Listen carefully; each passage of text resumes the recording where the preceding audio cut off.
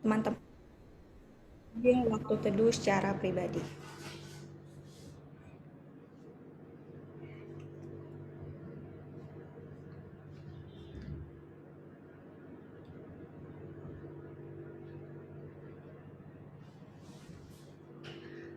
Mari kita bersatu dalam doa.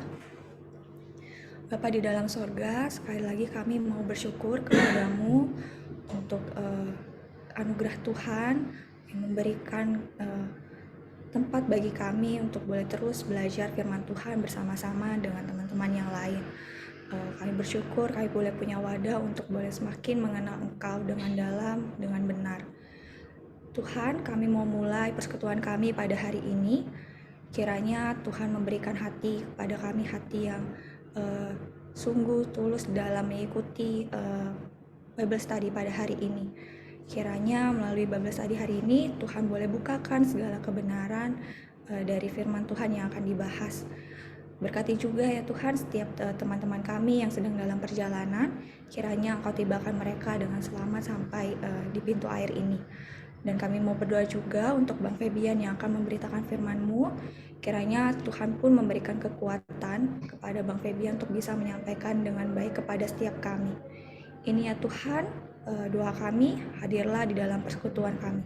Dalam nama Tuhan Yesus kami berdoa. Amin.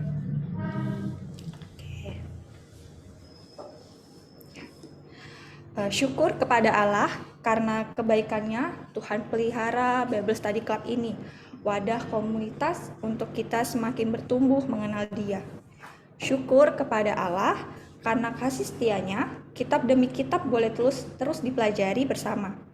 Maka mari dengan hati bersyukur kita masuk hadirat-Nya dan menyatakan, Engkau baik Tuhan, sangat baik, kasih setiamu tak pernah berubah. Kita menyanyikan bersama, Engkau baik.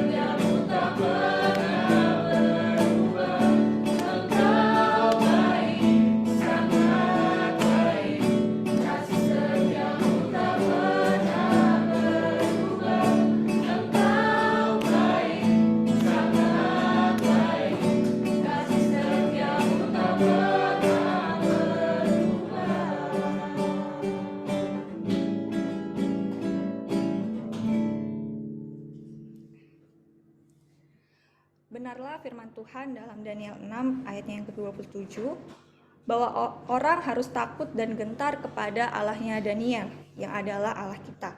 Sebab dialah Allah yang hidup, yang kekal untuk selama-lamanya. Pemerintahannya tidak akan binasa dan kekuasaannya tidak akan berakhir.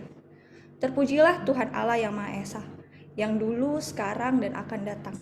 Terpujilah Tuhan Allah yang Maha Esa, yang memerintah selamanya. Dengan berdiri, mari kita menyembah Dia dengan mengangkat pujian, Blessed to be the Lord God Almighty.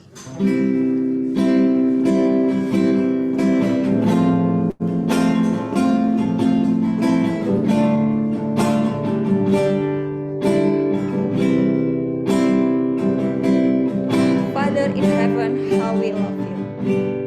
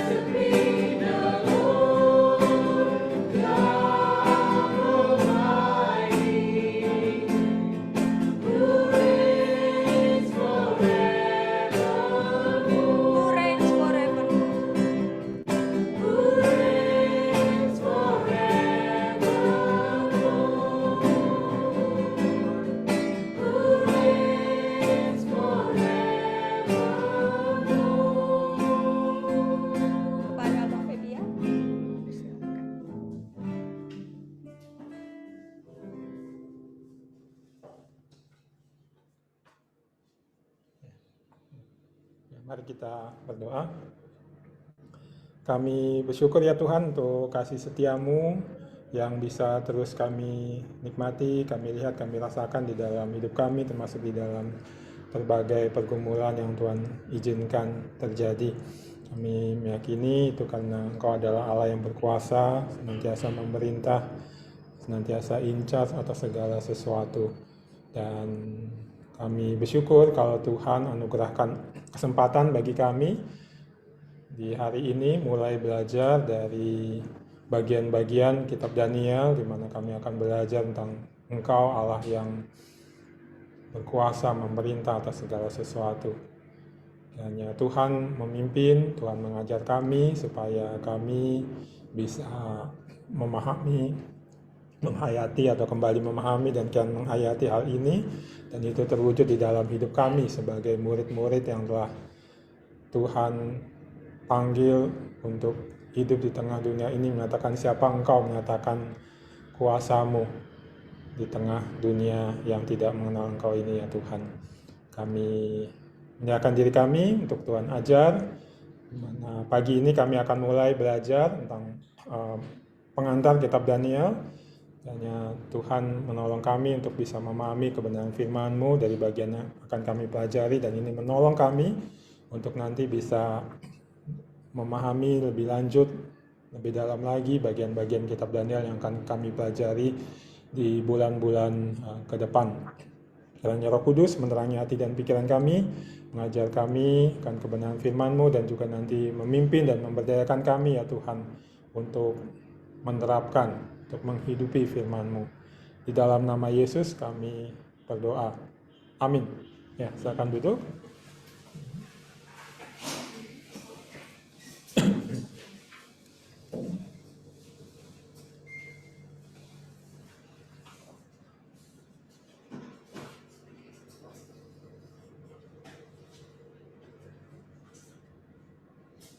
Itunya belum dipasang ya?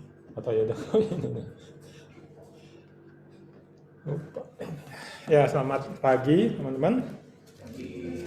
Ya, kita mulai ya rangkaian Bible study kita dari kitab Daniel. Kalau teman-teman sudah lihat publikasi, temanya Living Faithfully ya, Live Faithfully in the rain, apa God who reigns ya, apa tadi? Ya, hidup setia di dalam terang kenyataan atau kebenaran yang disampaikan oleh firman Tuhan, bahwa Tuhan kita adalah Allah yang berkuasa. Dan kita akan belajar pengantar kitab Daniel pagi ini dengan tema God reigns ya. Jadi Allah kita adalah Allah yang senantiasa memerintah, Allah yang berkuasa. Ya, ini akan kita lihat dari bagian paling awal atau paling depan dari kitab Daniel, yaitu Daniel 1 ya, ayat 1 sampai 2. Ya, saya akan bukakan dari bagian ini beberapa konteks yang penting kita lihat, kita pahami tentang kitab Daniel, dan juga pesannya ya, yang nanti itu menjadi arahan atau menolong kita untuk memahami lebih lanjut bagian-bagian kitab Daniel. Ya, temanya God reigns ya, Allah yang memerintah, Allah yang berkuasa. Tapi mungkin ketika kita melihat kondisi-kondisi di sekitar kita ya, dunia saat ini, kita mungkin melihat kayaknya enggak deh gitu ya. Boleh slide berikutnya ya. Mungkin bisa bertanya. Mungkin lah. Iya. Mungkin kita malah bertanya seperti ini ya, can God possibly be in control ya? Apakah memang Allah benar-benar kok memegang kendali atas segala sesuatu, benar-benar Dia adalah God who reigns ya? Kita lihat aja misalnya ini ya, saya pikir teman-teman pasti tahu juga ya, karena ini yang lagi heboh-hebohnya ya, sampai ada mulai banyak demo-demo juga.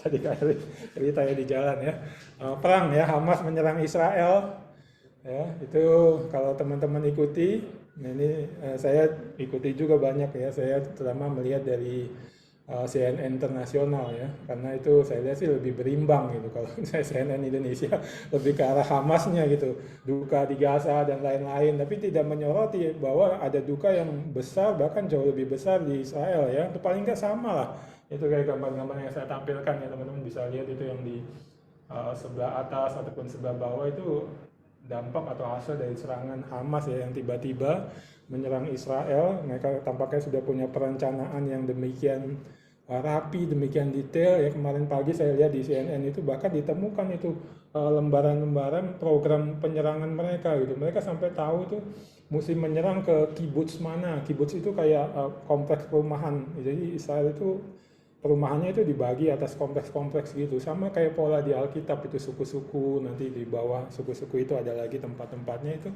mereka punya namanya kibuts. Dan itu mereka tuh, Hamas itu tahu tuh kibuts itu pemetaannya gimana, bangunan-bangunannya ada berapa, jalan-jalannya, security-nya di mana, penjaganya ada berapa banyak, dan nanti mereka itu di lembaran itu juga nyerangnya kemana dan gimana. Itu sangat detail sekali dan dampaknya sangat besar. Israel benar-benar kebobolan. Ini yang gambar di pojok bawah ini di tempat konser musik, kebanyakan anak-anak muda di situ. Tiba-tiba aja Hamas yang menyerang, dan teman-teman bisa lihat itu dibakar. Dan dari hasil forensiknya bahkan ada banyak bukti ditemukan bahwa para penonton itu yang ya datang untuk menikmati hiburan gitu, nyanyi senang-senang mengalami nasib yang sangat kelam gitu, disiksa, ya, dilecehkan, bahkan ada yang diperkosa, lalu ya dibakar hidup-hidup, dan itu kumpulan-kumpulan mayatnya. Di kibuts-kibuts itu juga banyak ditemukan mayat bayi-bayi ya, yang sudah disiksa sedemikian rupa lalu dibunuh, orang-orang tua, lalu ada ratusan yang diculik sedemikian rupa ya. Tapi ya tentunya bukan hanya itu ya, Hamas juga Israel balik menyerang dengan sangat dahsyat. Yang terakhir itu yang rumah sakit itu pun jadi perdebatan, yaitu Israel yang menyerang atau Hamas. Ya, beberapa video yang ditampilkan sih menampilkan kayaknya itu rudalnya Hamas sendiri yang gagal, dia jatuh dan meledak karena banyak bahan bakarnya. Nah, itu di Gaza yang hancur sedemikian rupa. Ya, melihat hal seperti ini ya mungkin kita bertanya demikian ya, termasuk orang Israel yang percaya pada Yahweh ya, walaupun mereka belum percaya ya, yang tetap memeluk agama Yahudi belum percaya kepada Kristus, tapi mereka percaya pada Yahweh. Mungkin mereka juga bertanya ya, apakah memang Yahweh itu yang memegang kendali atas segala sesuatu, atau masihkah dia memegang kendali di atas segala sesuatu. Ya, di satu sisi mungkin kita bisa ya memastikan ada yang memegang atau mungkin melihat sudah demikian gitu, atau mulai ragu lah ya. Dan kita pun mungkin demikian juga ya, mungkin kita nggak melihat ada sampai perang-perang agama seperti ini, tapi kita bisa melihat juga banyak ada upaya-upaya untuk menyerang kekristenan atau membatasi sedemikian rupa ya, atau kita bisa melihat kebobrokan, kehancuran moral yang luar biasa, kasus-kasus korupsi yang gila-gilaan. Itu misalnya yang lagi heboh juga Kementan itu ya, Yassin Limpo itu, dianya ketahuan. Habis itu ketua KPK-nya juga lagi diperiksa ya, bahkan dipanggil ya oleh kepolisian karena ya dia ditenggarai memaksa itu ya, atau mengancam untuk si Syahrul Yassin Limpo itu membayar supaya bisa bebas ya. Ya, mungkin kita juga melihat banyak hal-hal di lingkup kita gitu ya, ada planning hidup kita atau planning persekutuan gereja ya, yang tampaknya udah jadi berantakan ya, nggak seperti yang kita harapkan. Dan mungkin kita juga bertanya ya, apakah Allah memang masih memegang kendali, atau jangan-jangan musuh-musuh Allah sudah merebut kendali, atau paling tidak sebagian kendali sudah ada di tangan mereka. Ya, nah ini yang saya lihat dijawab oleh kitab Daniel. Ya, dan ketika melihat peristiwa Israel diserang Hamas ini, saya ingat juga ada satu film yang berdasarkan kisah nyata juga terkait Israel diserang. Itu waktu mereka diserang dalam hari raya Yom Kippur.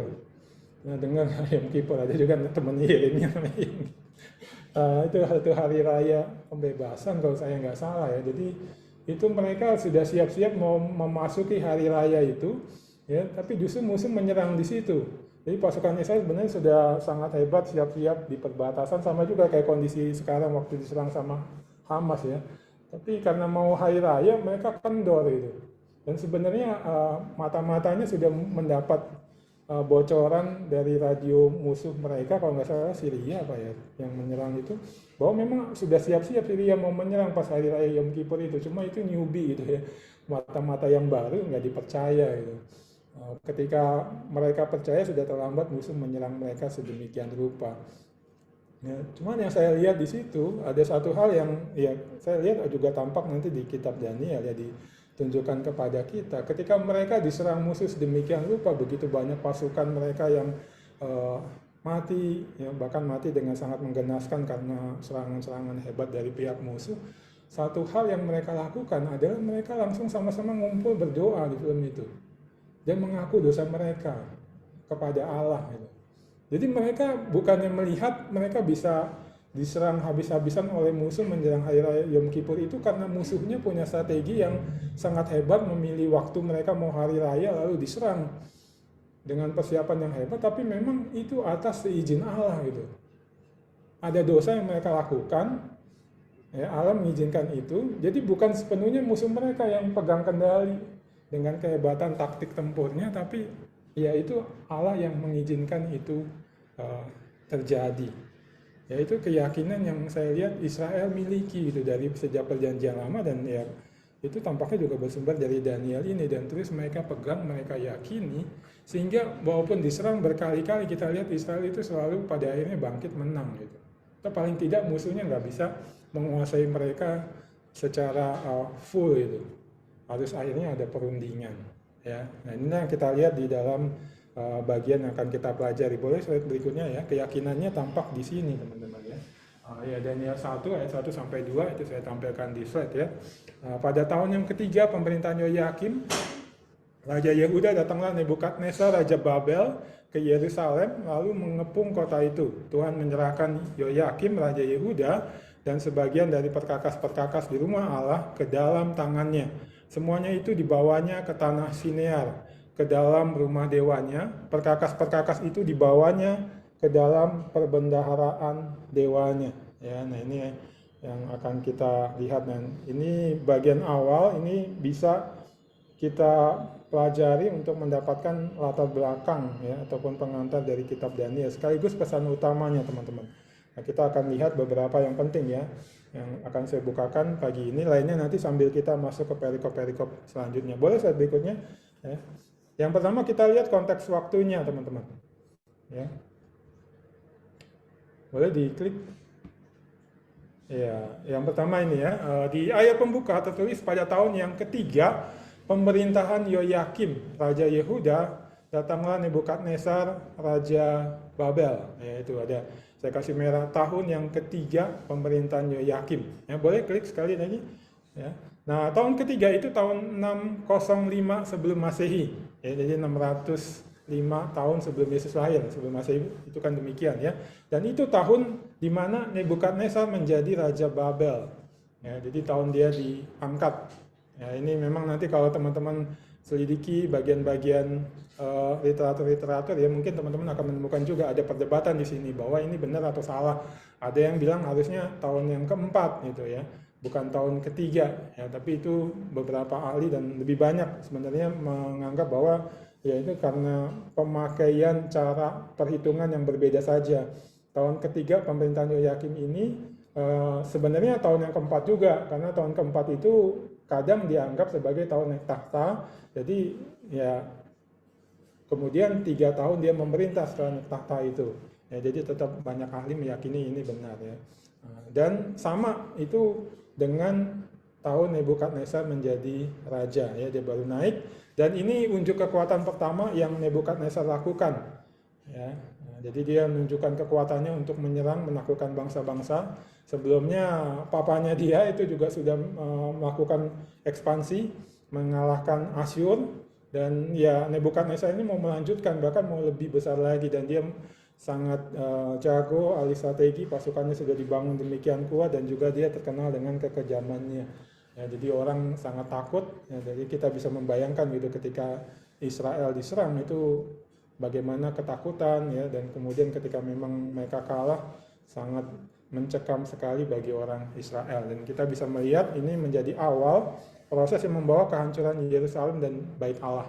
Ya, Nebukadnezar kalau teman-teman pelajari di kitab Raja-Raja atau di Tawarik itu sebenarnya menyerang 3 kali, dan yang dicatat di sini tahun 605 itu serangan yang pertama sebenarnya. Ya, diserang, dikepung, lalu kemudian akhirnya bisa ditaklukkan Yoyakim itu. Ya, lalu kemudian nanti ada memberontak, Yehuda memberontak, akhirnya diserang lagi, dan kemudian ada pemberontakan yang ketiga itu yang diserang 3 kali dan dihancurkan benar-benar. Ya, nah, itu yang di tahun 586 itu kehancuran Yerusalem dan Bait Allah, jadi diserang dan dibakar habis-habisan, terutama Bait Allah, nanti juga dirampas perlengkapan-perlengkapannya, lalu ada deportasi besar-besaran umat Allah ke dalam pembuangan di Babel. Ya, jadi ditawan, diangkut, dimasukkan ke dalam pembuangan. Dan kalau teman-teman pelajari lebih luas lagi skupnya, jadi sebenarnya Israel ini atau Yehuda ya, kerajaan Yehuda Israel Selatan itu sebenarnya kayak target antara gitu. Yang target utamanya sebenarnya kerajaan Mesir, superpower yang juga ya saingannya Babel saat itu. Jadi sebelumnya itu Mesir sama Asyur, superpower, dua-dua itu berebut kekuasaan, saling menyerang, saling merebut daerah masing-masing. Lalu kemudian Asyur kalah, tinggal Mesir. Ya. Nah, Babel mau mengalahkan yang terakhir itu Mesir. Nah, untuk dia menyerang ke Mesir, dia mesti lewat Israel. Ya, Babel itu kan kalau teman-teman lihat petanya itu di atas, Irak itu kan di atas, Mesir itu agak di bawah, diantaranya itu ada Israel. Jadi dia mesti lewat situ. Ya, tapi bukan sekedar numpang lewat gitu, tapi juga diserang dan direbut. Ya. Nah, ini dan dari situ kita bisa melihat bahwa kembali sebenarnya ini sudah mulai tampak gitu ya. Allah itu yang pegang kendali. Jadi sebenarnya rencana Allah yang terwujud ya. Teman-teman saya pikir mungkin udah pernah belajar ya dari kitab Yeremia, Yesaya itu kan sudah dinubuatkan bahwa nanti mereka memang orang Yehuda atau kerajaan Yehuda akan dihukum oleh Allah, ditaklukkan oleh Babel. Ya, dan itu terjadi itu. Dan lihatnya dari mana? Saya lihat itu sebenarnya ya bisa dilewatin aja gitu, atau belakangan diurus Israelnya. Tapi Israelnya dulu diserang, kemudian habis itu Mesirnya, ya, dan dibawa Israel dibawa sebagai tawanan. Ya, ini konteks waktunya di bagian awal. Nanti kita juga lihat di perikop yang pertama pasal 1 konteks waktunya yang berikutnya ada. Boleh slide berikutnya? Ya, di bagian akhir ya. Akhir pasal 1 memberikan akhir dari konteks waktu kitab Daniel awalnya tadi ya.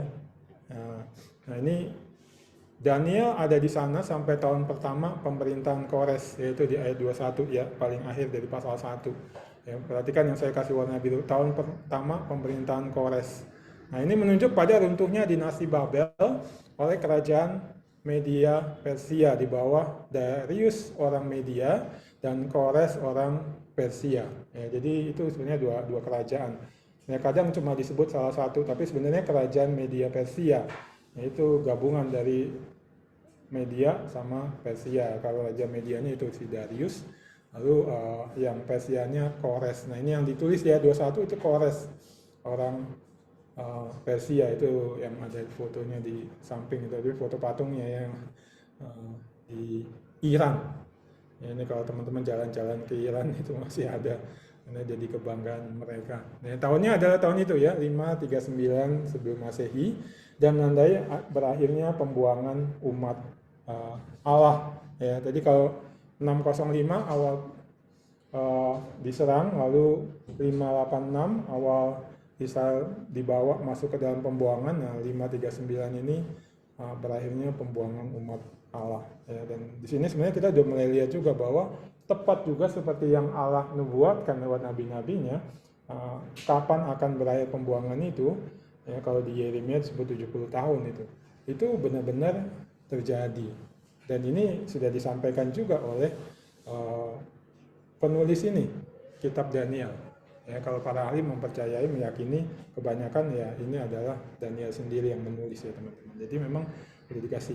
Dan nanti kita bisa lihat juga di pasal, nanti masuk ke pasal yang ada nubuatan itu juga disinggung tentang ini. Bagaimana Allah memang merencanakan memakai Babel untuk mendisiplinkan, membentuk kembali umatnya dengan ditaklukkan, kemudian dibawa dalam pembuangan 70 tahun, lalu nanti pas 70 tahun itu berlalu, maka seperti yang Allah rencanakan, pembuangan itu berakhir, orang Yehuda boleh kembali ke Israel.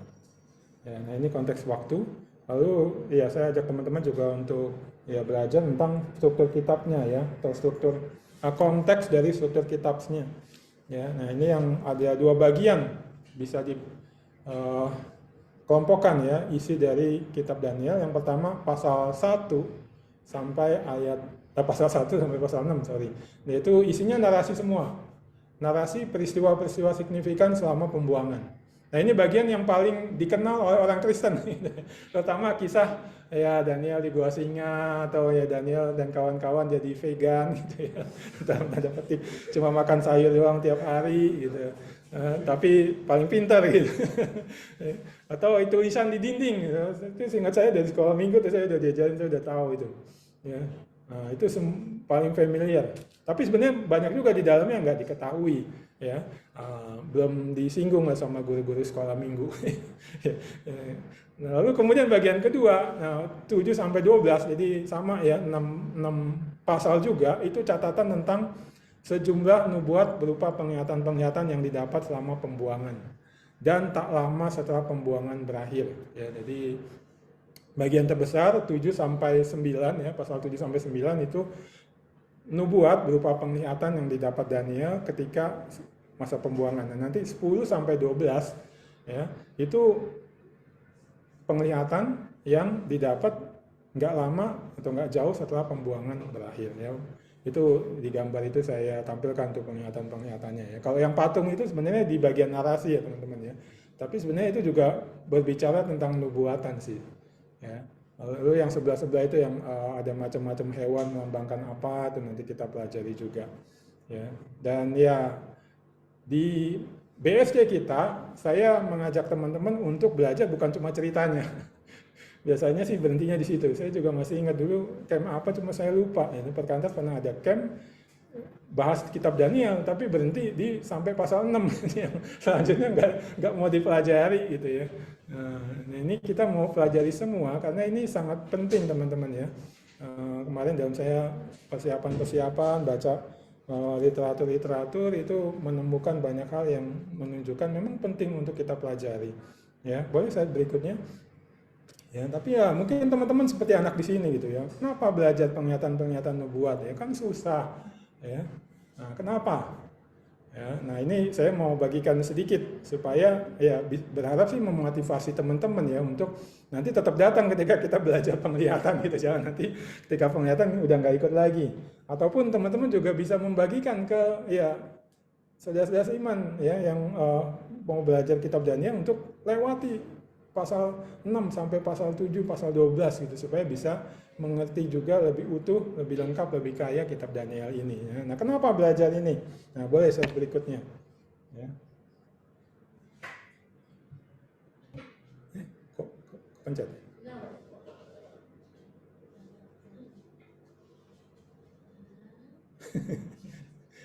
Ada kesalahan teknis, salah memencet. Iya. Nah, ini ada untuk menunjukkan kenapa penting kita belajar penglihatan ini ya. Nah ini ada contohnya atau ilustrasinya pakai ini. Loonbird. Saya nggak tahu nama Indonesianya apa. Ada yang tahu nggak? Burungnya namanya itu loon. Ini burung yang dia jago sekali menyelam untuk menangkap ikan. Nah itu kan gambarnya dia kasih makan ke anaknya gitu. Ya, jadi kalau misalnya teman-teman ada di danau-danau ini ada di Amerika, di Eropa juga kalau nggak salah ada juga gitu. Danau-danau yang ada loonbird ini teman-teman akan bisa melihat gitu burung ini ya berenang di atas danau itu nanti bisa ketika dia mau menangkap ikan itu dia akan nyelam lama dia nyelam nanti munculnya itu bisa ratusan meter gitu dengan ya seperti kayak di gambar ini di paruhnya udah ada ikan dan bahkan ikannya bisa lebih besar dari ini jadi dia jago banget menyelam jago banget menangkap ikan ya. Nah cuma kalau gambar kayak gini aja gitu dan saya cuma cerita kayak tadi ya, sebentar tadi saya cerita itu akan beda kalau misalnya teman-teman melihat proses gimana loonbird ini nangkap ikan gitu itu akan lebih powerful ya lebih inspiratif ya boleh coba tampilkan kita akan lihat dari YouTube.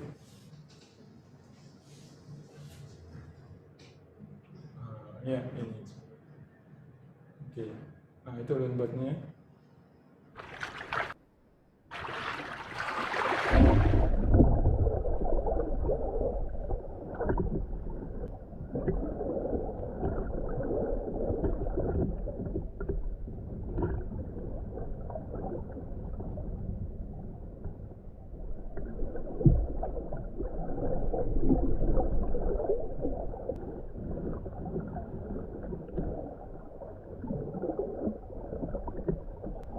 Misalnya dia bisa nyelam mencari ikan demikian lama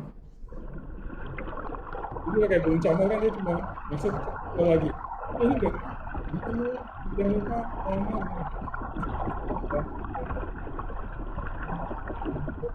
kan sangat jauh nanti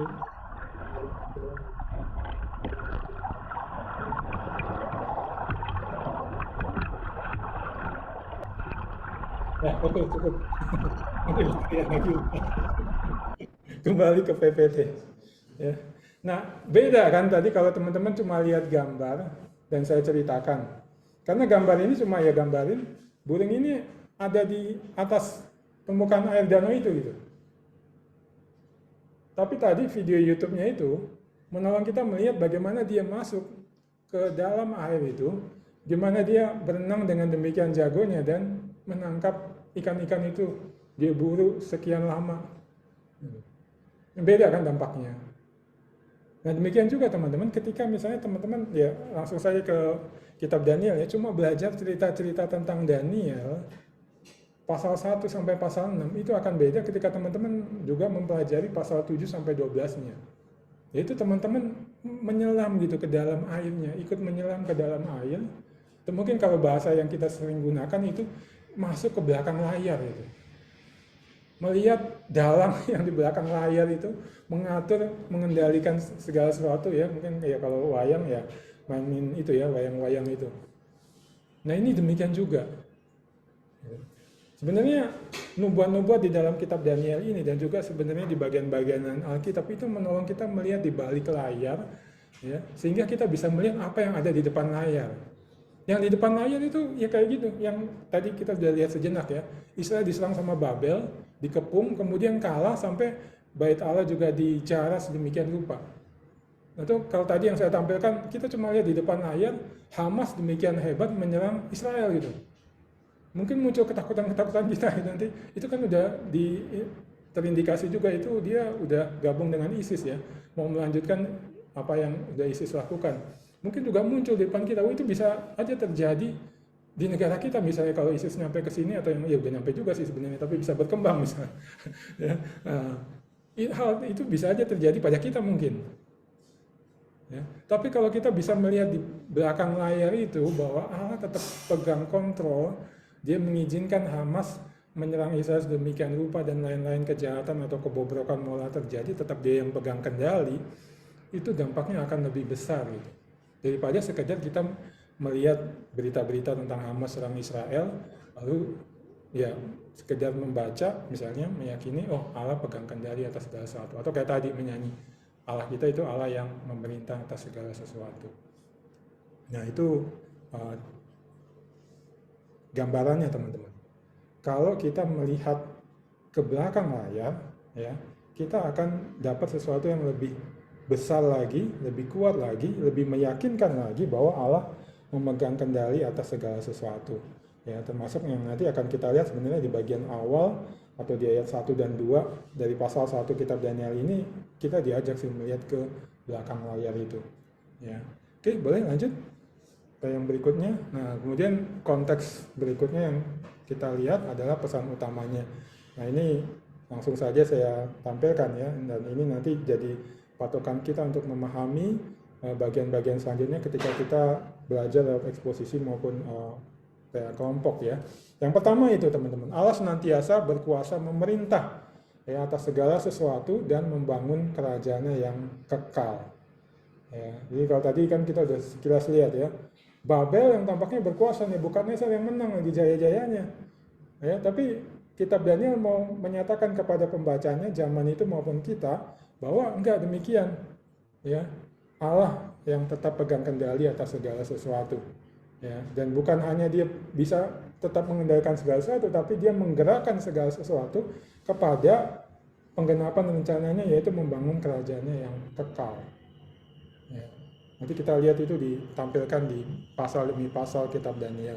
Ya, lalu yang kedua, dalam terang kuasa pemerintahnya itu, Allah memanggil umatnya untuk hidup secara berbeda.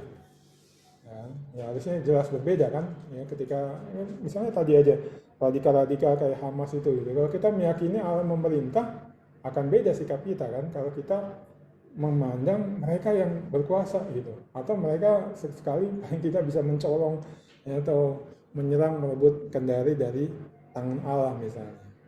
Ya, nah ini jadi dua ini ya, bahwa yang pesan utama yang pertama tentunya ini yang paling utama ya, Allah senantiasa berkuasa memerintah atas segala sesuatu dan membangun kerajaannya yang kekal ya, lewat berbagai peristiwa yang tetap dia kendalikan itu. Dan ketika kita mengetahui itu ya, kita dipanggil untuk hidup secara berbeda ya, itu yang kita lihat dari Daniel dan kawan-kawan ya.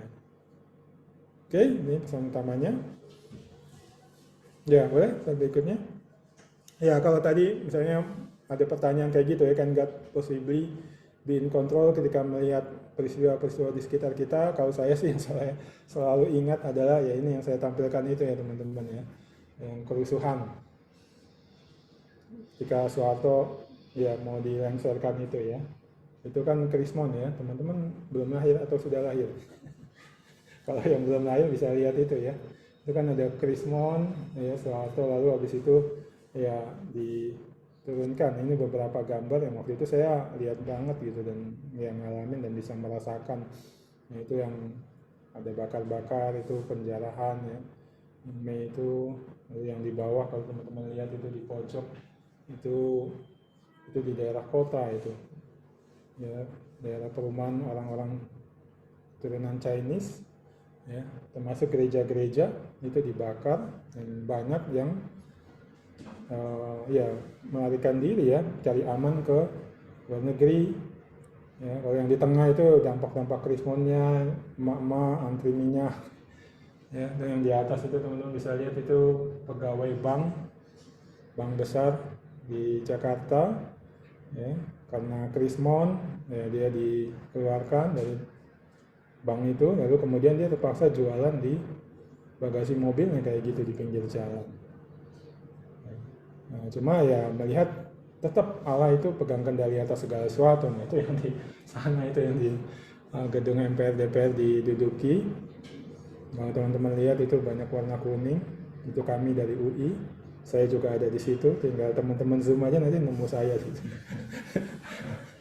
Ya, justru ya masa itu kita bisa melihat ya Allah mengubah negara kita, tadinya di bawah Soeharto dan kroni-kroninya ya, keluarganya dan kroni-kroninya sekian lama, akhirnya bisa lepas gitu, ada reformasi, demokrasi yang lebih baik ya, sampai terus ya misalnya munculnya Jokowi ya, walaupun lagi ribut-ribut ya di banyak yang menyatakan Jokowi mau membangun dinasti kembali gitu ya, tapi saya melihat itu lebih baik gitu ya. Kehidupan sangat susah gitu ya.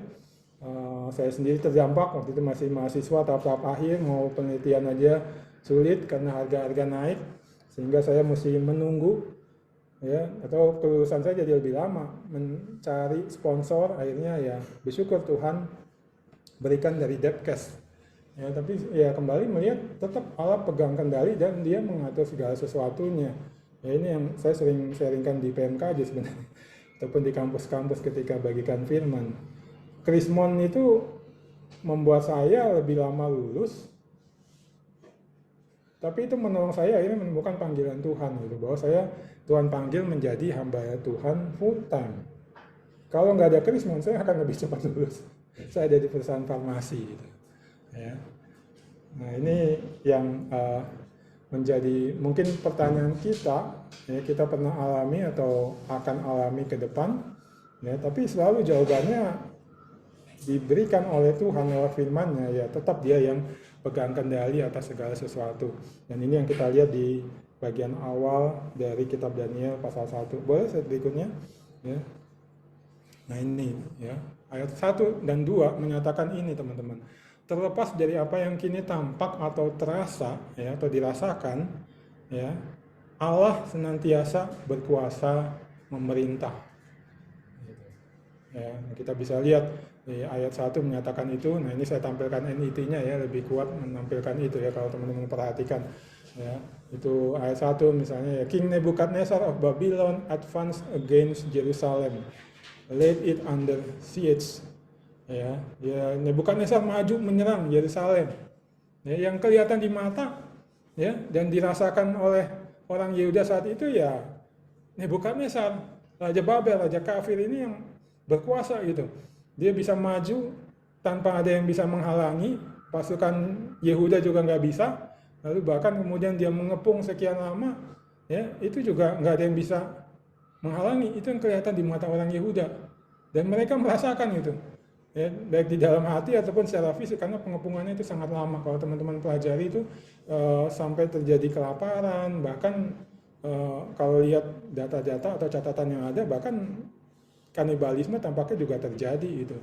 Ada orang-orang Yehuda yang memakan anaknya misalnya, atau mungkin yang mati di antara mereka masak dan mereka makan gitu, karena pengepungannya sangat luar biasa ya. Itu yang di ayat 1. Lalu kemudian yang di ayat 2 misalnya, itu yang di bagian bawahnya saya kasih warna biru dan merah, he brought them ya. He itu menuju kepada Nebukadnezar, itu bicara soal vessel of the temple of God, jadi perabotan bait Allah itu dijara dan kemudian dibawa oleh Nebukadnezar. Jadi Nebukadnezar yang pegang kendali gitu, suka-sukanya dia perabotan bait Allah ya. Kemarin kita sempat belajar juga ya waktu di kitab Keluaran, itu semuanya alat-alat suci yang menyatakan kehadiran Allah, menyatakan kuasa Allah. Tapi sekarang Nebukadnezar, raja kafir ini, bisa seenaknya ngambil ya dan bawa ke negerinya, lalu ke temple of his God, jadi ke kuil dewanya. Kalau diselidiki kemungkinan ini kuil dewa utamanya orang Babel, yaitu dewa Marduk atau Bel, nama lainnya ya, dibawa ke situ. Dan ini dewanya Nebukadnezar, karena namanya itu Nebu, itu diambil dari nama dewa Babel itu ya, dalam bahasa Aram, jadi dewa Marduk. Lalu put the vessel in the treasury of his God. Put, jadi meletakkan. Ya, jadi perhatikan 2 kali kayak di atas, advance, against, laid it under siege, dua penekanan tuh. Mau menyatakan ini yang dilihat mata gitu. Nebukadnezar berkuasa, berbuat semau-maunya bahkan terhadap barang-barang miliknya Allah, perabotannya Allah, kan bisa dibilang demikian. Dia nggak mati gitu, waktu melakukan itu gitu.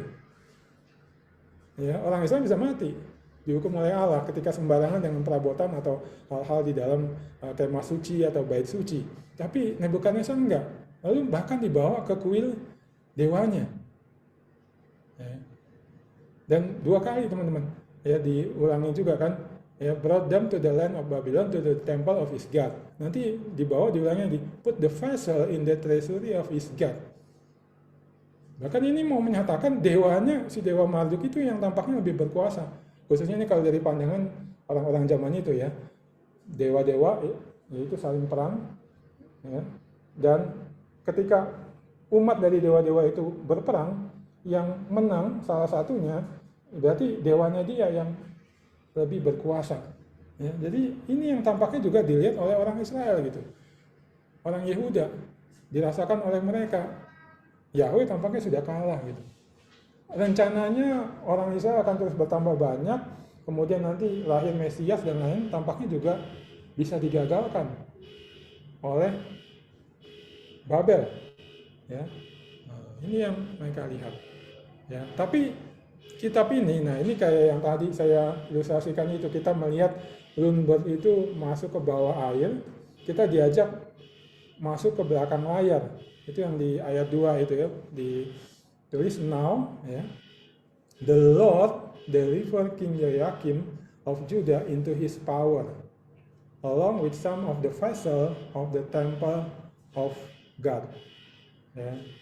Jadi narator di sini, Daniel mau menyatakan kepada pembacanya maupun kepada kita bahwa bukan Nebukadnezar yang pegang kendali segala sesuatu. Dia yang dengan hebat, dengan berkuasa menyerang, mengepung Yerusalem, lalu pada ini nanti membakar, dia menjara bait Allah.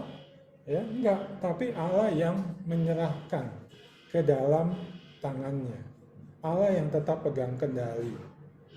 Ya, jadi Allah tetap senantiasa berkuasa memerintah segala sesuatu. Bukan rencananya Allah gagal atau berhasil dibelokkan oleh Nebukadnezar, tapi Allah sebenarnya sedang menggenapi rencananya.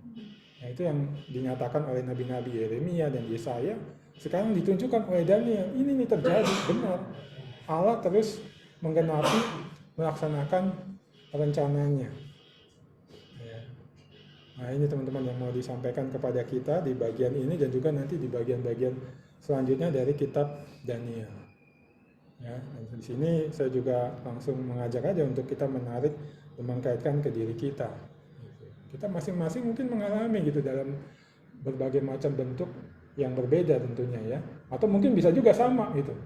Yang tampak atau kita rasakan berkuasa itu mungkin orang tua atau orang-orang yang dianggap besar pegang kendali di dalam keluarga gitu. Kalau orang Batam saya tulang yang berkuasa gitu, menentukan segala sesuatu.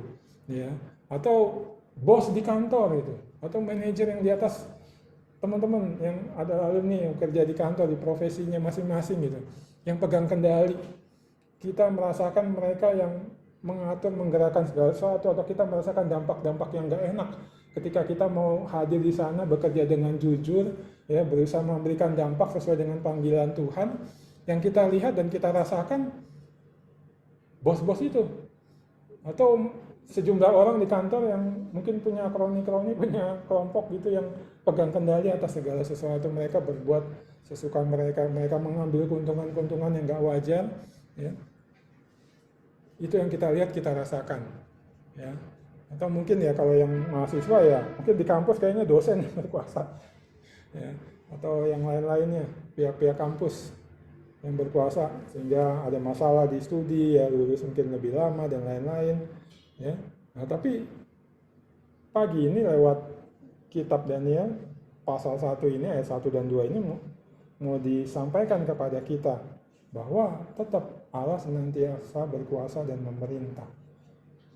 Dia yang mengizinkan itu semua terjadi, bukan tulang, bukan bos, bukan dosen, dekan atau lain-lainnya gitu. Atau mungkin juga ya pemerintah-pemerintah di kota kita, di negara kita, ya kan, ini mau pemilu Februari. Jadi saya lihat atau saya dengar banyak juga orang Kristen yang sudah sangat khawatir gitu. Nanti kalau misalnya menang si Anies misalnya, atau juga ada yang khawatir kalau yang menang Prabowo, bisa bahaya dan lain-lain. Kalau saya sih lihat aja Soeharto sekian lama itu tetap terbukti kok Allah pegang kendali atas segala sesuatu, dan Allah menggerakkan kepada rencananya ke depan pun siapapun nanti, ya tetap Allah akan pegang kendali. Nah, mari teman-teman nanti saat ini atau nanti bisa ambil waktu juga untuk melihat hal ini, menyadari bahwa ya terlepas apa yang kini tampak di mata kita atau kita rasakan di keluarga, di pribadi, di pelayanan, di pekerjaan dan lain-lain, ya nampaknya nggak enak, nampaknya kacau balau, kita udah merasa menderita, tetap Allah yang berkuasa memerintah di atas segala sesuatu. Nah, nanti ini bagian-bagian Daniel terus menyatakan hal ini, makin lama makin kuat, ya. Oke, lanjut. Lalu kita akan melihat yang kedua, boleh slide berikutnya. Agak lama. Udah. Iya. Nah, kita bisa lihat juga teman-teman di dalam hidup kita banyak peristiwa, banyak catatan, banyak berita bagaimana umat Tuhan kerap kali ditindas. Nah, ini waktu itu saya lihat berita ini. Ini tentang pendeta ya, Wang Yi. Itu dijatuhi hukuman 9 tahun oleh pemerintah Cina, Xi Jinping, ya. Xi Jinping masih terus memerintah sampai sekarang ya. Akan kayaknya dia akan menjadi kayak pemimpin seumur hidup itu. Ya.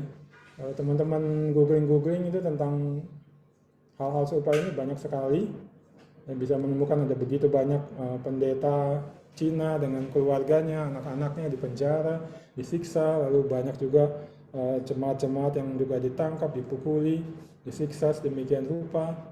Nah, negara kita nggak sampai seperti ini sih, ya. Tapi kita bisa lihat juga di daerah-daerah ada yang mengalami hal-hal serupa ya, mulai dari pembangunan gereja dihambat, atau gereja diserbu, disuruh tutup, dipukuli dan lain-lain, atau diskriminasi di tempat kerja, diskriminasi di sekolah-sekolah, ya. Mungkin juga banyak bentuk-bentuk lainnya, ya.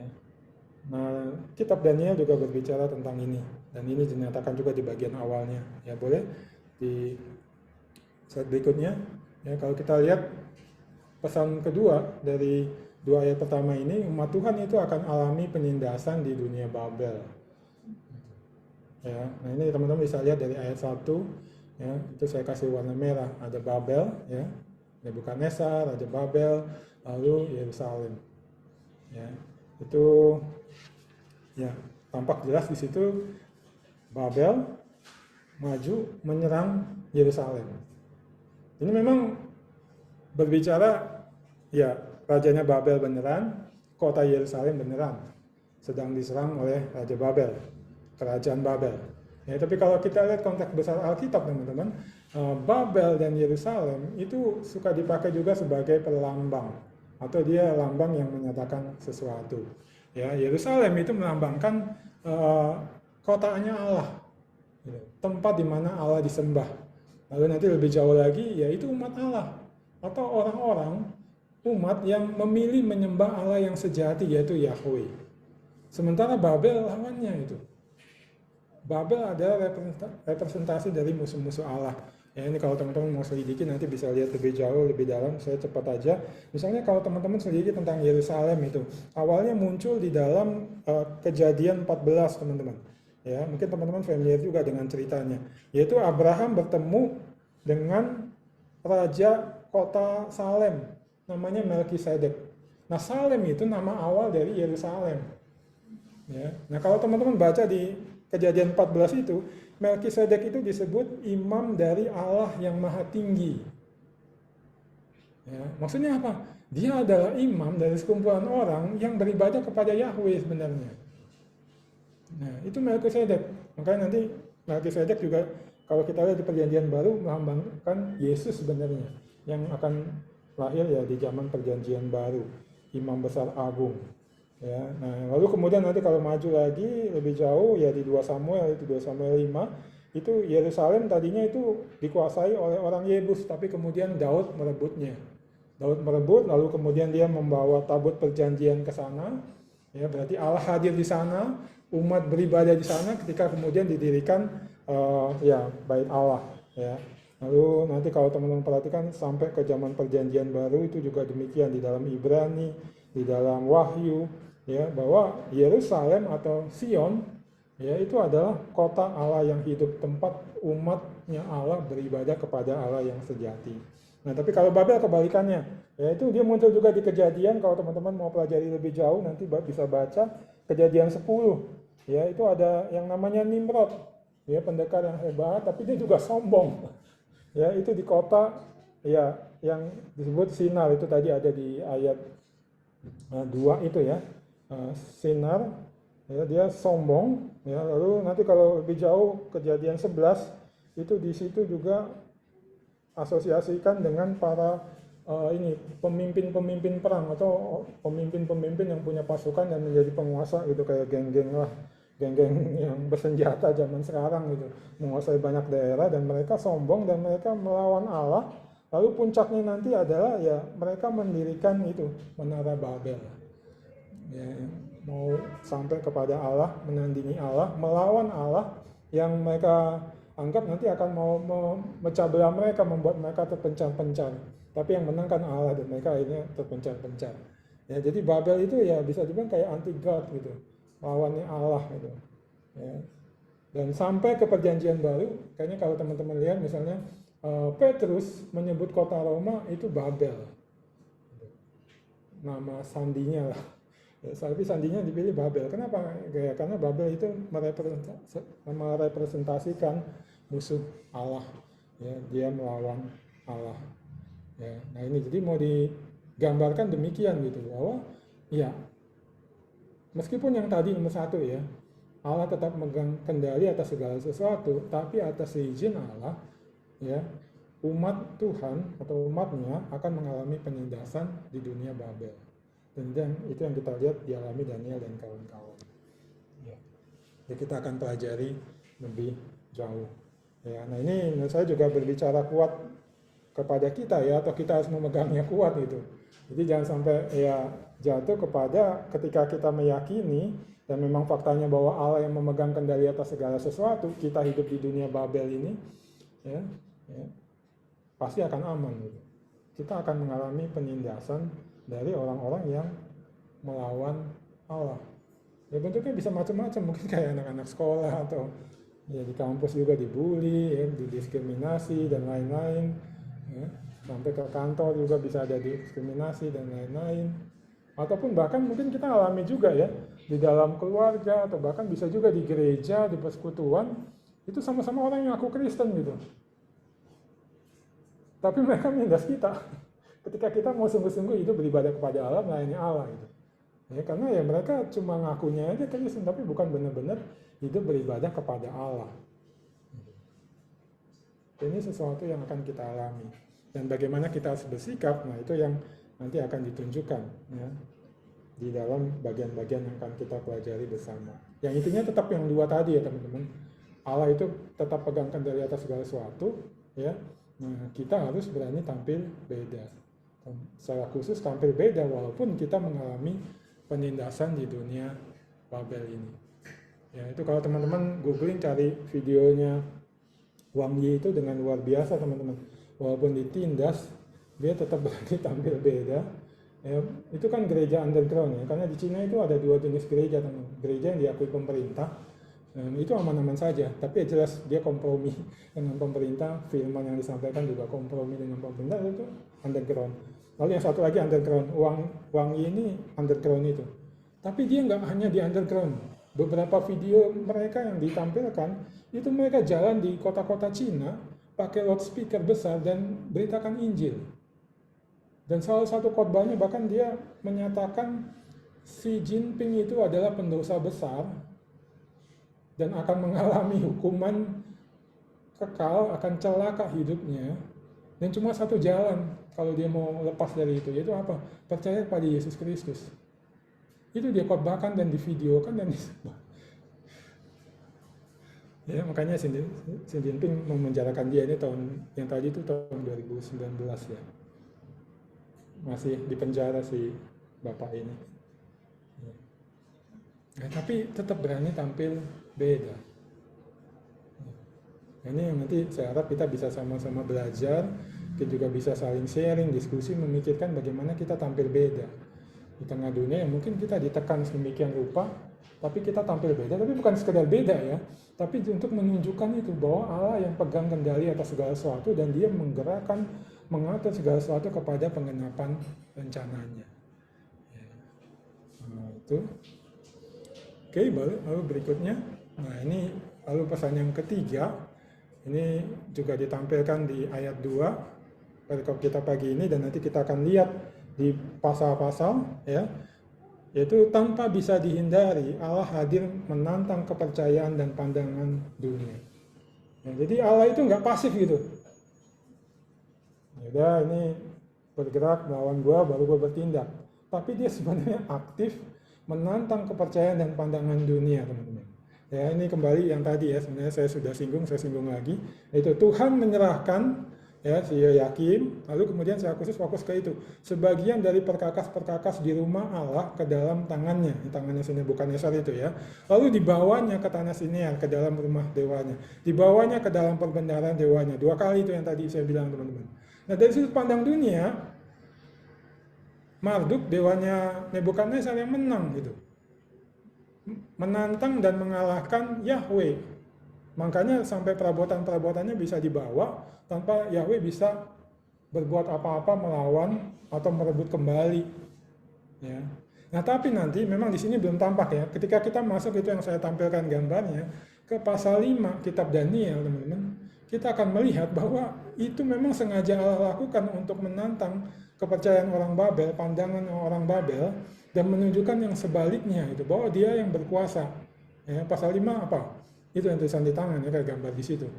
Ya, itu rajanya Belsasar, jadi sudah bukan lagi Nebukadnezar, tapi Belsasar. Dan Belsasar ini mengadakan pesta besar-besaran, 1000 orang kalau saya nggak salah, diundang. Ya, pegawai-pegawainya termasuk gundik-gundiknya dia, gundik-gundik pegawainya, para ahli memperkirakan itu bukan hanya pesta makan minum, tapi juga pesta ada seks bebas di situ.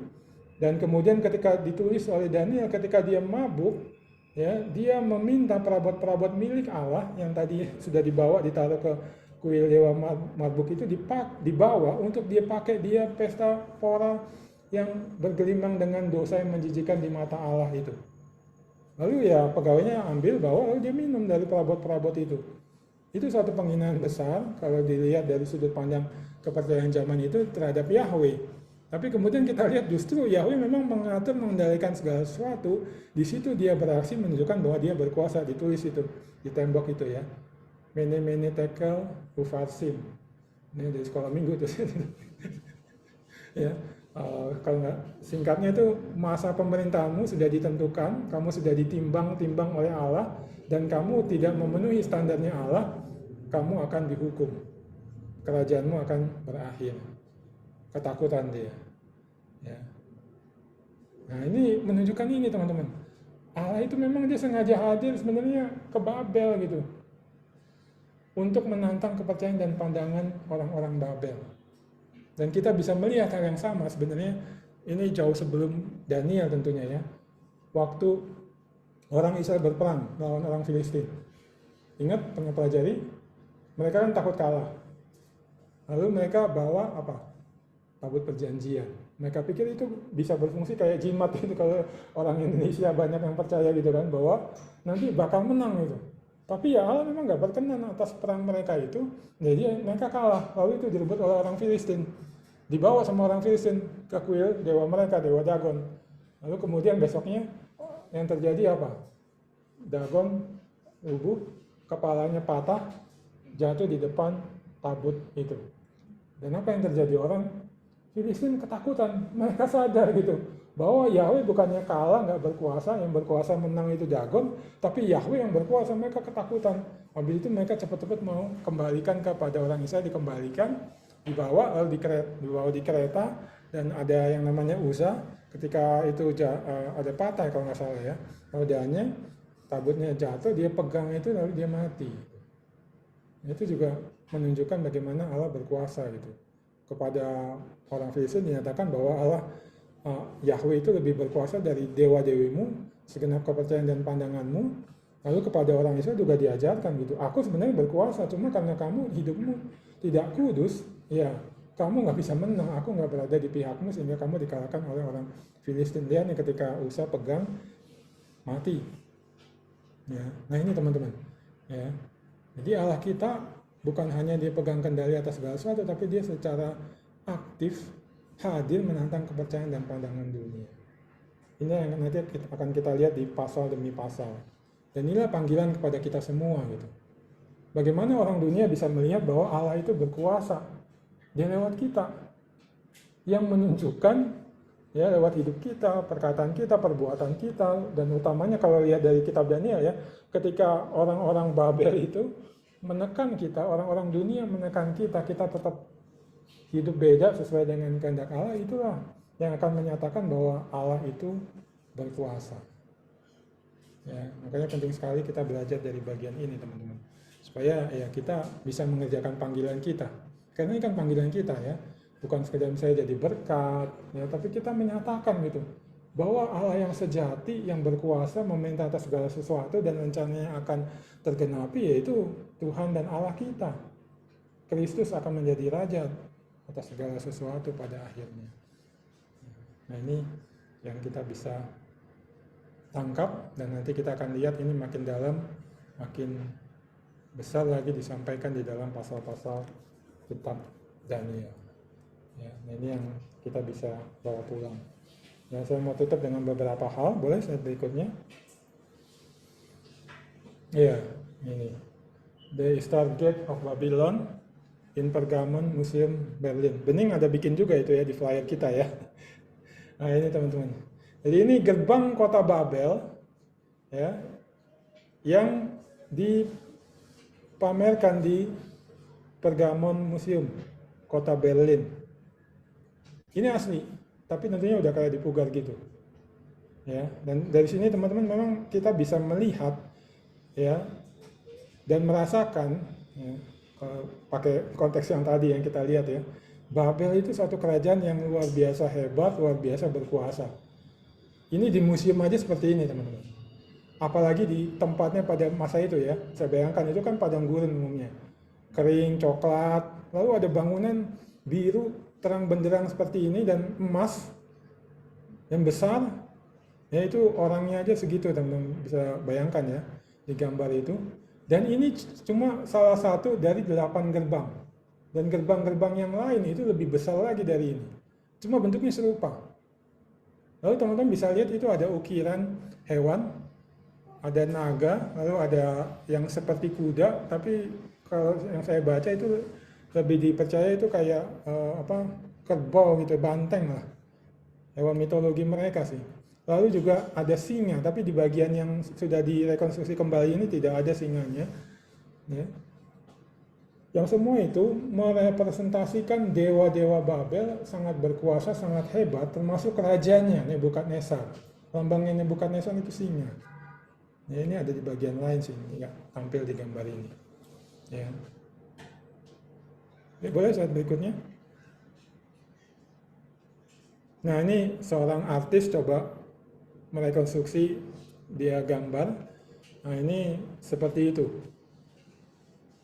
Kota Babel pada masanya, ya teman-teman bisa lihat demikian besar, demikian megah. Nah, itu yang di belakangnya itu udah lebih besar lagi, gerbang yang kedua, ya. Lalu kalau di kejauhan itu teman-teman bisa lihat yang istananya, taman gantung. Demikian besar, demikian hebatnya kota Babel.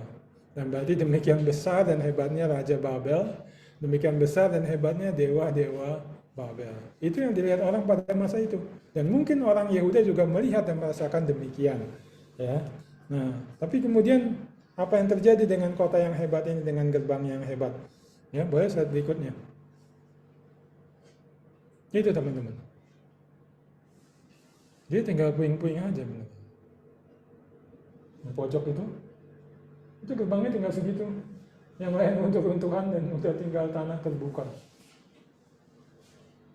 Babel yang perkasa, yang tampaknya hebat atau dipandang hebat itu hancur, tinggal kepingan-kepingan. Nah, ini kalau yang teman-teman lihat ini, batu-batu di atas meja dan ada ali-ali, itu yang ditemukannya memang kepingan-kepingan yang udah hancur dan kemudian disusun dalam waktu yang sangat lama, ya, dibawa dalam kotak-kotak ini ke museum ditaruh, akhirnya disusun, direkonstruksi lagi, diperbagus lagi sehingga kelihatan bagus seperti awalnya yang tadi kita lihat gambar awal. Ya.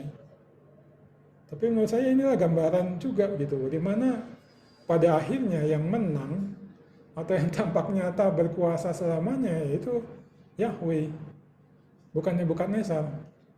Dia hancur kalau dia tinggal puing. Ya. Dan saya sempat baca juga Saddam Hussein itu coba membangun kembali teman-teman kota Babel seperti awalnya. Cuma gagal lagi. Kenapa? Yaitu Amerika dengan sekutu masuk, jatuhkan Saddam Hussein, proyeknya juga gagal. Tinggal puing-puing lagi. Mau bangkit kembali nggak bisa. Ya. Siapa yang berkuasa? Yahweh. Karena rencana Yahweh, kerajaannya terus berdiri. Bahkan sudah sampai kepada puncak kemenangan, tinggal kemenangan yang full nanti waktu Kristus datang kembali. Ya kan? Kristus hadir.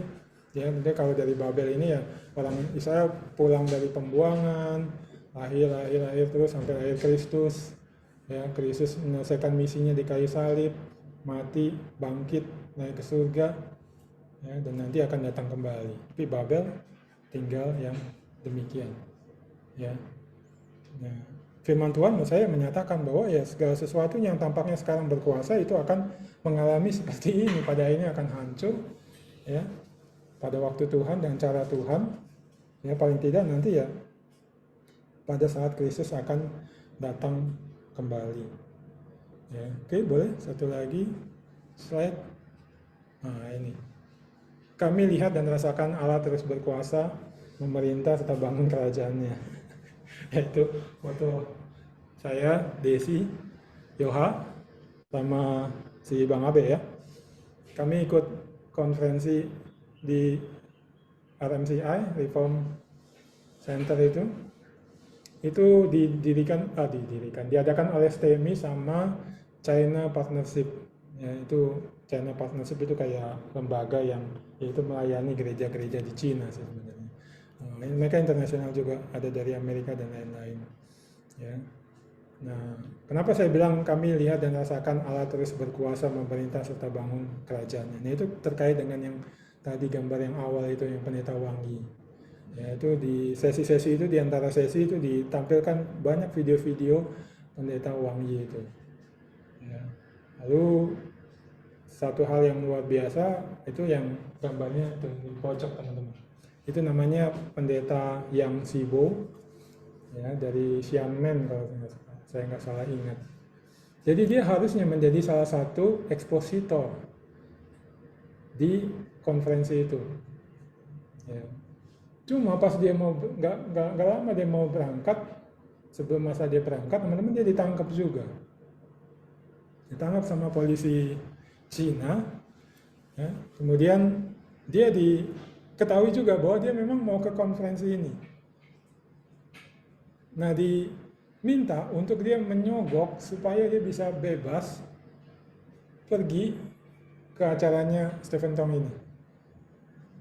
Dia harus bayar sekitar 800 juta. Nah, dia nggak punya uang, dan dia bilang juga, kalaupun ada uang dia nggak mau. Memperkaya itu. Itu bukan cara yang benar. Jadi nggak bisa berangkat. Cuma di malam itu, di jam sesinya dia eksposisi, teman-teman, kami tetap bisa mendengar khotbah dia. Itu apa? Dia berhasil merekam khotbahnya dia yang memang dia sudah siapkan untuk di konferensi ini, dan kemudian berhasil juga mengirimkannya sampai ke timnya Pak Stephen Tong, dan kemudian itu diputar. Nah, kalau buat saya, teman-teman yang hadir itu juga bisa melihat gitu, ya dunia Babel masa ini, yaitu pemerintahan Cina sudah sekian lama coba menghancurkan umat Tuhan di sana, ya, gereja-gereja underground itu, tapi mereka nggak bisa, gitu, nggak berhasil. Tetap ini hambanya mau khotbah, sudah Tuhan tetapkan khotbah di konferensi ini, dia bisa khotbah juga, walaupun tidak hadir langsung, hanya lewat video. Tapi itu secara khusus menguatkan kami, dan saya pikir semua yang dengar ya. Kenapa teman-teman? Karena itu khotbahnya dari Efesus. Tahu surat Efesus? Surat yang ditulis Paulus dari penjara. Dan kali ini kami dengar dari orang yang mengeksposisi, orang itu ada di dalam penjara tahanan rumah. Nyawanya terancam. Tapi sama kayak Paulus, yang dia pikirkan adalah gimana terus menyampaikan firman Tuhan. Ya, dan bisa kelihatan itu dari videonya. Ya. Di satu sisi memang masih ada itu, gimana pergumulannya itu masih kelihatan dari wajahnya. Tapi yang lebih banyak kelihatan adalah semangat dan sukacitanya dia dan keyakinannya dia. Bahwa ya Allah berkuasa, firman Tuhan harus diberitakan. Ya. Nah, kalau saya bayangin, mungkin saya lebih memilih, ya udah tiarap dulu, nggak khotbah dulu. Tapi dia memilih cara seperti itu. Kalau ketahuan kan lebih hebat lagi apa yang dialami itu. Dan juga ada beberapa pendeta Cina yang hadir secara khusus ya, yang di pelayanan China Partnership itu. Dan tentunya yang luar biasa juga yang kami lihat teman-teman, konferensi ini diikuti 2.500 orang, bagian terbesarnya adalah orang-orang dari gereja Cina. Perkantas camp-camp internasionalnya yang baru diadakan, saya World Assembly, itu kan ada dari negara-negara komunis. Itu tidak disebutkan nama negaranya, biasanya cuma disebut country A, country B, country C, dirahasiakan namanya. Maksudnya itu udah dalam kekhawatiran dirahasiakan sedemikian rupa. Tapi orangnya cuma 4, mungkin lebih sedikit dari itu atau sedikit lebih banyak. Ini teman-teman ribuan berangkat dari Cina, ikut ke konferensi ini gitu. Bawa anak-anaknya nih. Saya ngomong sama Desi, ini luar biasa nih, mereka mau ikut konferensi ini, nanti pulang bisa ditangkepin semua itu. Tapi mereka pergi gitu. Bawa anak-anaknya semua. Bayar mahal-mahal ke Indonesia, pesawat, penginapan dan lain-lain. Ya, lalu juga terakhir ada KKR Pak Tong panggil, itu ratusan maju ke mimbar. Tantangannya apa? Beritakan Injil di Cina, gitu. Luar biasa. Ya. Dan Pak Tom dengan beraninya bilang, ya nanti kalau kita ketemu lagi, entah saya masih hidup atau saya udah nggak hidup, berarti kita ketemu di surga bersama Tuhan. Saya yakin nanti saya ketemu kalian sebagai seorang penginjil, karena Allah sudah panggil kalian saat ini, dan kalian menjawab tantangan untuk menjadi penginjil. Saya melihat dia mengimani gitu, bahwa di dalam rencana Allah ada aniaya sedemikian rupa nggak berakhir di Cina, tapi orang-orang ini Allah bawa hadir, bisa ribuan orang, kemudian ada ratusan orang Allah panggil ke depan untuk menyerahkan diri memberitakan Injil di Cina. Ya. Nah itu, jadi ini jadi satu momen spesial sih buat saya pribadi ataupun teman-teman ini, dimana kita yang ya bisa dibilang masih lebih gampang ya tantangannya, tapi berat juga. Perkantas saja tetap persekutuan kantong terbatas. Ini saya baru diminta teman-teman jadi staf pengarah acara fundraising day, mengumpulkan 500 juta defisit perkantas. Kemarin baru rapat, udah taksirannya mungkin akhir tahun bisa jadi 700 juta atau 1 M. Sementara nanti program baru sudah dihitung-hitung sekitar 5 M. Belum yang lain-lainnya. Itu baru soal uang aja gitu. Tapi kalau dilihat sudah dalam tanda petik kalah 500 bahkan mungkin 1 M defisit. Gitu. Cuma ya gimana mengimani gitu bahwa Allah yang pegang kendali atas segala sesuatu, dan itu di dalam perencanaannya justru untuk makin menyatakan. Belum lagi tantangan di pelayanan mahasiswa, ya, pelayanan alumni. Ya, nah ini saya tim PA yang teman-teman lihat ya udah berjuang berkali-kali juga belum banyak yang meresponi gitu. Tapi tetap mengimani gitu bahwa Allah berkuasa memegang kendali atas segala sesuatu, ya harusnya terus jalankan pelayanan yang ada. Ya, dan ini yang saya rindu kita semua dapatkan ketika kita nanti belajar lewat eksposisi maupun PA dari bagian-bagian kitab Daniel. Karena memang inilah yang Tuhan kehendaki bagi kita. Boleh slide terakhir, kita akan lihat satu ayat terakhir yang menurut saya ini mengkonfirmasi, menjadi dasar dan harusnya mendorong kita untuk benar-benar belajar dari kitab Daniel. Dari kitab Kolose ya teman-teman. Kolose 3 ayat 1-4. Ya, kita sering belajar dari kitab Kolose di kampus, mungkin juga di sekolah. Bahkan beberapa kampus saya lihat suka ngulang-ngulang itu Kolose lagi, salah satunya MIPA itu suka ngulang gitu. Cuma pasal 3 ayat 1-4 ini suka dilewatkan gitu. Kurang didalami, kurang dieksposisi atau kurang diPA-kan. Ya. Ini ya, saya tampilkan di depan yang dari NIT ya, supaya lebih jelas lagi. Teman-teman bisa juga sambil lihat yang LAI-nya ya. Therefore, if you have been raised with Christ, jadi jika kamu telah benar-benar dibangkitkan ya dengan Kristus, ya ini maksudnya kita yakin kita dibangkitkan dengan Kristus, keep seeking the things above where Christ is seated at the right hand of God. Ya, itu saya kasih warna ungu. Christ is seated at the right hand of God. Ya. Lain kurang lebih sama sih ya. Carilah perkara yang di atas, di mana Kristus ada, duduk di sebelah kanan Allah. Ya. Dulu saya mempelajarinya teman-teman. Yang saya pahami, pokoknya sekedar kita berpikir tentang surga. Gitu. Ya. Tapi teman-teman perhatikan, ya, where Christ is seated at the right hand of God. Paulus menambahkan keterangan, ya pikirkan Kristus yang duduk di sebelah kanan Allah. Ada sesuatu yang dia mau sampaikan, dan ini jadi hal utama yang harusnya kita perhatikan, dan nanti itu menjadi penerang atau patokan kita memperhatikan yang lain. Apa maksudnya atau apa yang dia ingin sampaikan? Kristus duduk di sebelah kanan Allah. Ini bukan soal bicara bangku favoritnya Kristus gitu, sebelah kanan gitu. Atau Allah Bapa ngasih Kristus duduk di sebelah kanan. Ini bicara tentang Kristus itu sudah menang di atas kayu salib. Ya, misinya sudah dia selesaikan. Allah Bapa puas, Allah Bapa berkenan, lalu dia diangkat ke surga dan dikembalikan di posisinya di sebelah kanan berkuasa atas segala sesuatu. Ini yang mau dinyatakan itu teman-teman. Bukan sekedar lu mikirin surga, di situ ada Kristus loh, ada Tuhanmu di situ, maka pikiranmu ke situ. Tapi kamu mesti berpikir, mesti meyakini terus bahwa Kristus itu sang pemenang. Dan dia sekarang memegang kendali atas segala sesuatu. Itu teman-teman yang mau disampaikan. Ya. Cuma masalahnya kita terus meyakini ini, sadar ini terus atau enggak. Gitu. Kita merayakan kenaikan Kristus ke surga itu tiap tahun kan. Tapi coba seberapa jauh kita menghayati dan itu berdampak ke hidup kita itu. Sehingga kayak tadi tuh, ketika kita melihat dan merasakan kayaknya yang pegang kendali bos, kayaknya orang tua atau tulang, atau teman kita atau guru atau dosen. Yang megang kendali sebenarnya Kristus, karena dia yang sudah menang, dia yang bertahta di surga, dia mengatur segala sesuatu, memberikan berkat atau memberikan hukuman, dan terus mengarahkan segala sesuatu kepada penggenapan rencananya. Dan lalu ayat 2, keep thinking about things above, Ya, terus pikirkan hal di atas, tentunya yang tadi ya, maksudnya Kristus yang sudah menang dan berkuasa, not things on the earth.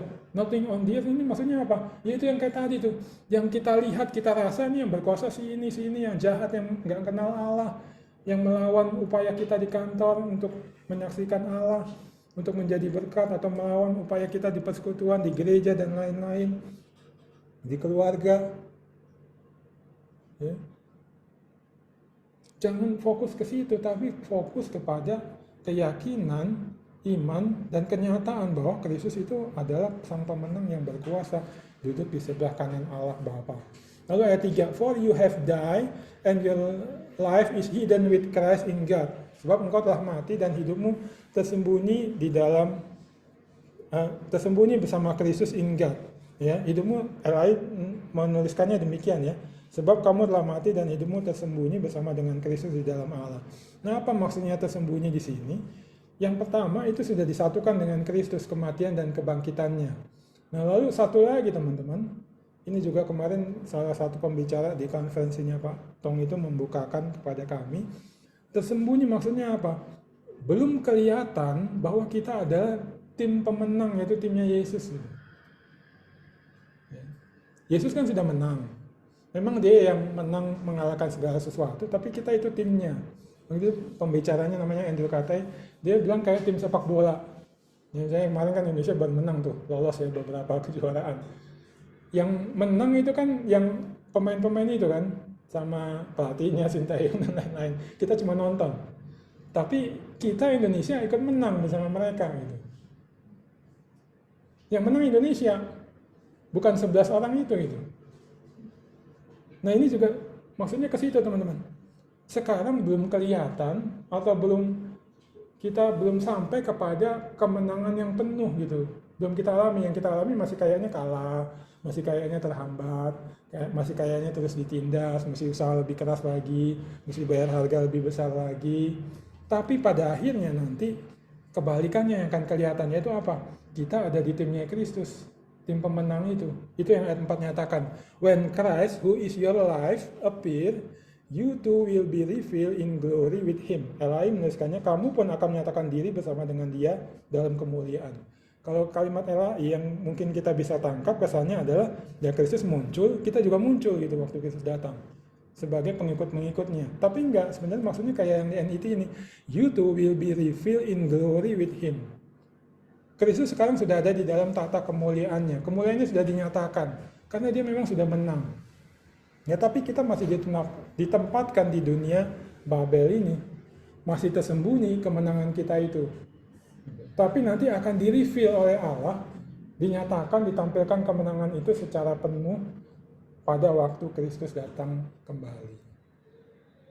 Ya. Atau ya pada waktu-waktu sebelum Kristus datang kembali, tapi memang sudah direncanakan oleh Allah, akan nyata kuasanya, akan nyata kemenangannya, yang memang baru sebagian-sebagian itu. Ya. Menurut saya yang kayak tadi saya ceritakan itu, pendeta yang ditangkap nggak bisa khotbah di konferensi, dia tetap khotbah lewat video yang bisa dia rekam dan dia kirimkan. Ya. Nah ini teman-teman. Jadi Tuhan ingin kita meyakini gitu, bahwa kita di timnya dia, tim yang menang. Walaupun mungkin sekarang masih kelihatannya, ataupun kita merasakan langsung bahkan kita kayaknya masih kalah atau masih draw gitu. Ya. Tapi sebenarnya kita tim pemenang, timnya Kristus, dan pada waktunya nanti akan ditunjukkan kemenangan itu. Ya. Mari kita berdoa. Bapak, kami bersyukur untuk waktu yang kami bisa pakai untuk sama-sama belajar tentang latar belakang Daniel, secara khusus dari pasal 1 ayat 1 dan 2.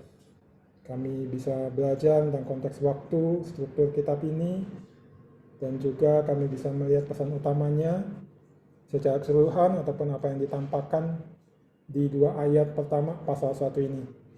Yaitu ditunjukkan bahwa terlepas dari apa yang terlihat oleh mata manusia ataupun dirasakan oleh manusia, Engkau adalah Allah yang tetap berkuasa memerintah selamanya. Engkau yang tetap pegang kendali atas segala sesuatu, dan Engkau mengendalikannya, menunjukkannya kepada penggenapan rencanamu. Dan Engkau memanggil kami yang meyakini akan hal itu bahkan sudah merasakan hal itu, secara khusus di dalam Kristus Yesus yang sudah hadir di dunia ini, memberitakan Injil Kerajaan Allah, dan kemudian mati dan bangkit, serta naik ke surga, duduk di sebelah kanan Allah Bapa memerintah atas segala sesuatu. Kami berani tampil beda. Tampil beda dengan tetap meyakini bahwa segala sesuatu tetap ada di bawah kuasa pemerintahan-Mu, ada di bawah kendali-Mu ya Tuhan.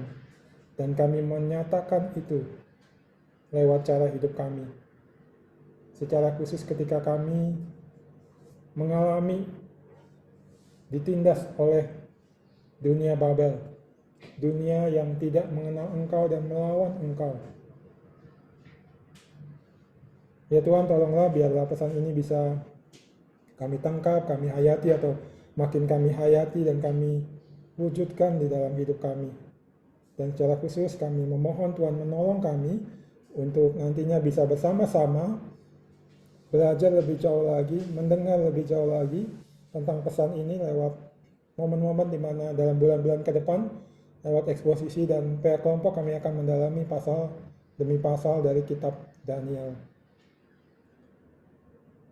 Kiranya Tuhan yang menolong, Tuhan berikan kerinduan bagi kami, Tuhan berikan kemauan dan kesanggupan bagi kami untuk sama-sama menyediakan waktu, untuk sama-sama hadir baik secara onsite maupun online, dan sama-sama mendengar, sama-sama belajar, sama-sama sharing diskusi, supaya kami bisa makin meyakini hal ini, dan kami ditolong oleh firman-Mu, dikuatkan oleh firman-Mu, ataupun juga mungkin ditegur oleh firman-Mu, untuk benar-benar meyakini bahwa Engkau adalah Allah yang berkuasa memerintah di atas segala sesuatu, dan Engkau memanggil kami untuk hidup berbeda, hidup setia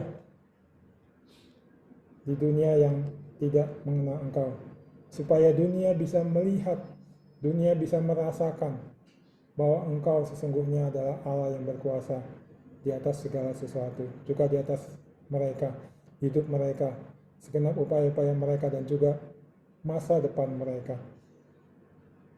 Terima kasih ya Tuhan, biarlah firman-Mu tertanam di hati dan pikiran kami, dan menghasilkan buah untuk kemuliaan nama-Mu. Dalam nama Yesus kami syukur dan berdoa. Amin.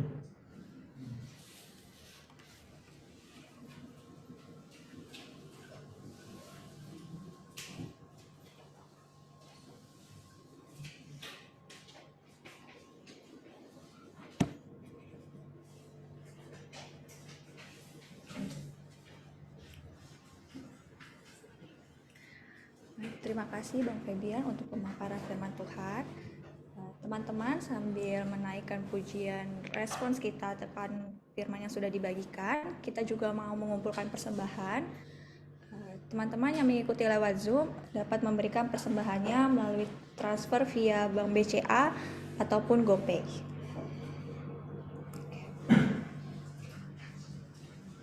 Kitab Daniel ini menegaskan bahwa janji-janji Allah untuk memelihara dan mengembalikan umat perjanjiannya memiliki kepastian yang sama, bahwa kerajaan Kristus yang akan datang akan bertahan selama-lamanya, akan memerintah selama-lamanya. Maka dalam kuasa pemerintahannya itu, kita dipanggil untuk hidup secara berbeda dari dunia ini, dengan terus percaya pada sabdanya, terus memegang sabdanya, dan setia mematuhinya. Mari bersama-sama kita angkat pujian.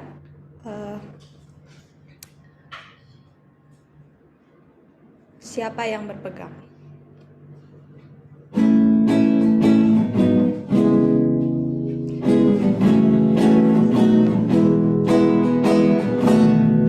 segala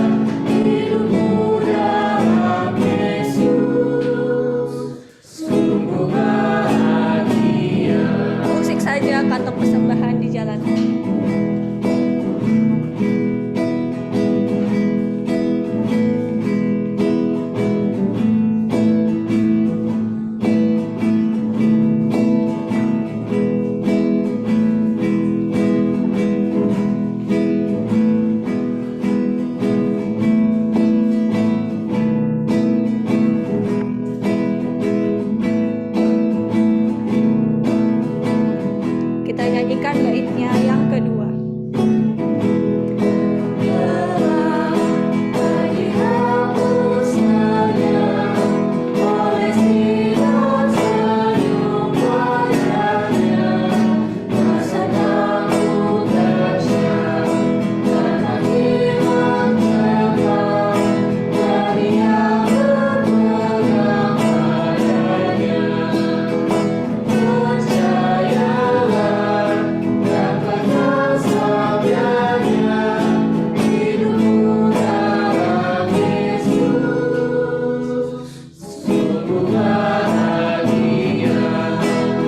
Baitnya yang kelima. Oh betapa senang hidup dalam Tuhan.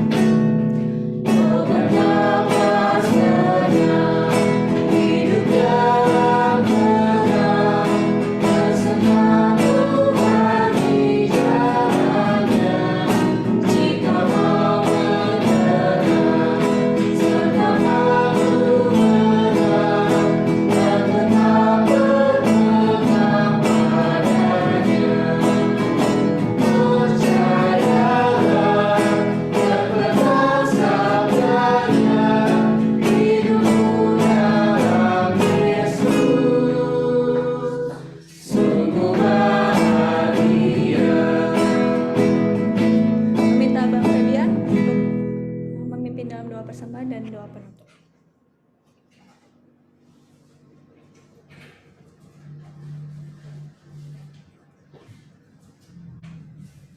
Ya, mari kita berdoa. Ya, Bapa, kami menyerahkan persembahan kami ke dalam tangan pengasihan Tuhan, kiranya Tuhan yang mengatur, yang menggerakkan untuk digunakan bagi pekerjaan pelayanan Tuhan, secara khusus di dalam pelayanan-pelayanan tim PA ke depannya.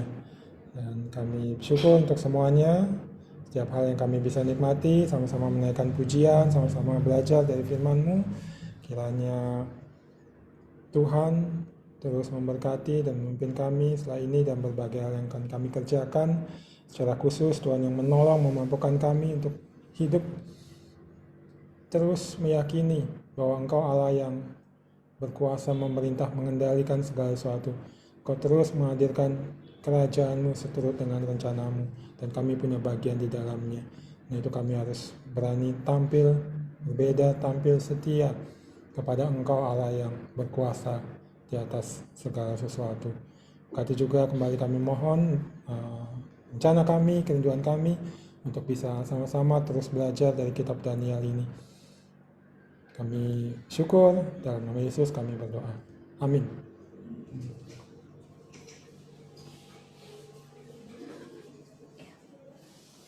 Ibadah kita telah selesai. Aku persilakan teman-teman mengambil waktu teduh secara pribadi.